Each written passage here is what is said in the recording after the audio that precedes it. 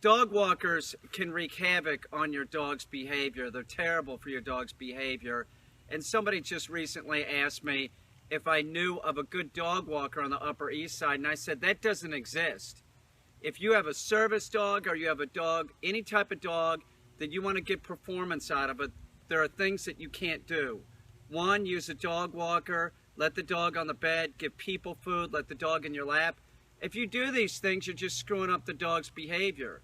It's not going to be helpful. There is not a dog walker in Manhattan or Brooklyn that gives a damn about your dog's behavior. What they're interested in is getting paid, and that's it. They get the dog out, and that's it. They get the dog to go to the bathroom and bring it back, and they want to get paid. They don't care about behavior. That has to do with hiring a dog trainer.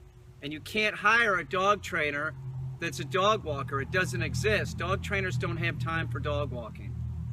Okay? So don't use dog walkers. If you have a service dog like Micah, he was screwed up by the dog walker, and it's been a battle trying to get him to heal again. And the only thing that we had to really go back to the basics using a healing stick, and that wasn't until recently. The whole time he's been here, he's been like charging forward, and that's not heel. Heel is right next to you. It's right next to you. It's not 2 feet out in front of you, and that's what the dog walker taught him to do, trained him to do. So we have to evict this problem. Now to do this, we're using a healing stick, and this is a bouncy type of stick, and you bounce it off the dog's chest when they're going forward. You could also use it for sits. You hold it like this. So if the dog doesn't sit, you can bounce it off their ass like that. If it's going forward, you can bounce it off their chest. This is a very useful tool, and I'm just telling you, you can use these things, but I swear, if you go in a city park with one of these, I've been chased out. You're not going to hit the dog with that, are you? And you're not. You're not hurting the dog. You're bouncing it off the dog's chest or their ass. And like I said, it's not supposed to hurt. Anybody that's using pain in dog training, it's non-productive. You're not helping. You're just, it's just fucking shitty. Don't use any type of pain to train the dog. So to get Micah to heel again, we've used this, and I'll give you an example of how this is used. Micah, heel. Sometimes, Micah, heel, come on. Sometimes I'll tap my leg like this, and then we'll do figure eights. Now he's healing real good now because we've used this for a few sessions. I might do this and indicate that he needs to get close. I might slap my own leg, right? It's sort of like slapping your thigh. Sit, right? That indicates get closer to my leg. Heel. So I keep the healing stick in an upward position like you would carry an umbrella. And if Micah starts going forward, I would bring the healing stick down.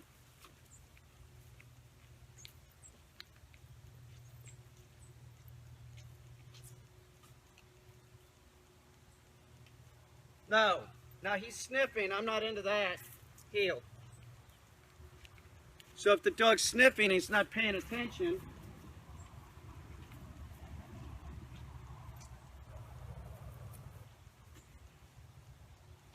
And if he's sniffing, I might use the E-Collar. I might just give him a tap.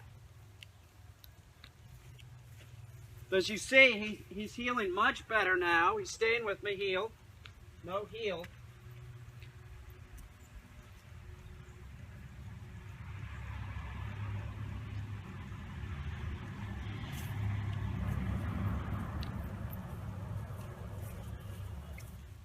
No, heel.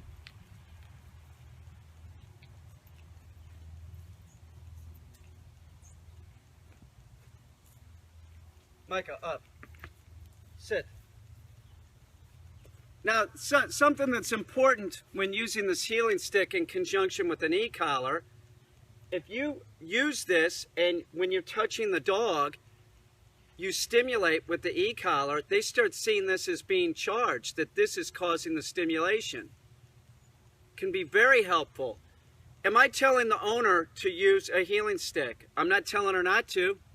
If she wants to work with the dog in the backyard or wherever, on the street, whatever, and have a healing stick, awesome. I think this is a useful tool that anybody that's a dog trainer or has a dog and likes to train their dog, this would be a tool that you might use and have around. It's very helpful. Micah, heel. No, heel. Now we'll do it in reverse, heel.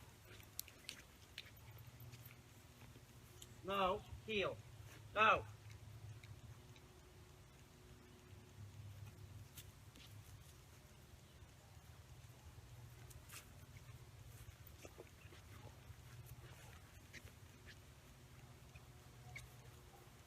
No.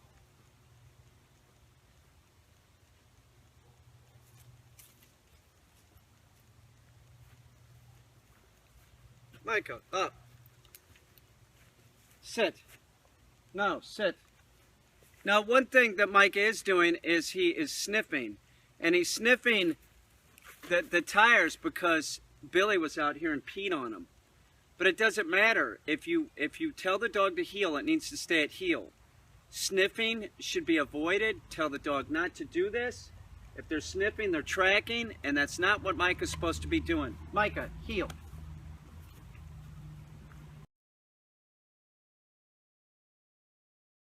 Micah. The thing about dogs not heeling is that they'll either go out in front of you, to the side of you, or behind you. They're trying to control the walk, and that's it. They're trying to be dominant. They're trying to just do whatever they want. Don't let them. If you send the correct message to the dog, if you tell the dog, no, you must stay at heel, while the dog is at heel, it's going to be calm. It doesn't have to worry about doing anything. It doesn't have to worry about, protecting the owner from other dogs or people. It's very important that the heel is right by the leg. If it's a foot out in front of you, it's going to respond to other dogs. It can respond to people in a very negative way. So this is very important. I cannot stress this enough. If you have a dog that's responding negatively on the street to dogs or people, and you're using a dog walker, get rid of the dog walker. It is not helpful to have somebody influencing your dog in an improper manner. Make sure and send the correct message to the dog. And anybody, remember, dogs respond to everything around them, including you. So if you have a child or a wife or something, and they're sending the wrong message to the dog, it's not helpful. Everybody has to be on board. And a dog walker, they'll just do a monkey wrench in the whole thing.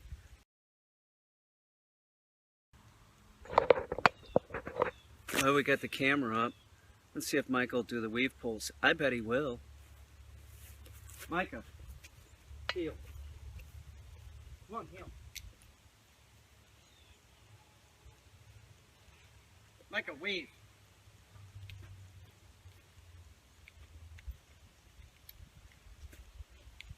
Good boy. Not as fast as his wife, Mila, but pretty good.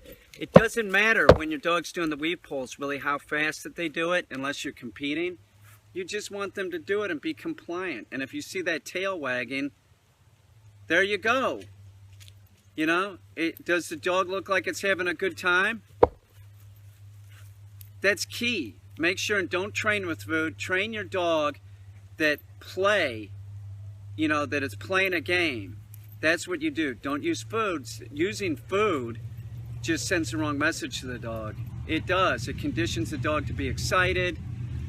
It makes you look like a resource for snacks. We end up with very non-compliant dogs. When you look at people that do positive reinforcement and don't tell their dog no and they just use food, these are very non-compliant dogs. Just because a dog can go through an agility course doesn't mean it's going to be a good canine citizen in a human world.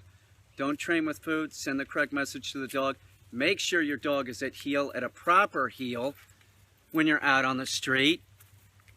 You have to do this to make it safe for your dog and make your dog happy. Remember, the calm dog can be a happy dog, just like an excited dog can be a happy dog. But excited is nothing more than excitement, okay? Your dog doesn't love you because it's jumping around. It's just excited. Excited dogs also attack other dogs and bite humans. Do you see what I'm saying? Calm dogs don't attack other dogs and don't bite humans. There's always this excitement in the mind. That's the point where the dog bark, lunge, bites, or just doesn't listen. Look at Micah. It's like a Muppet. Him, on a side note, him and his wife, Mila, when they come out in the morning and there's dew on the grass, my God, they look like drowned rats. Especially Mila. She does. She looks like a drowned rat.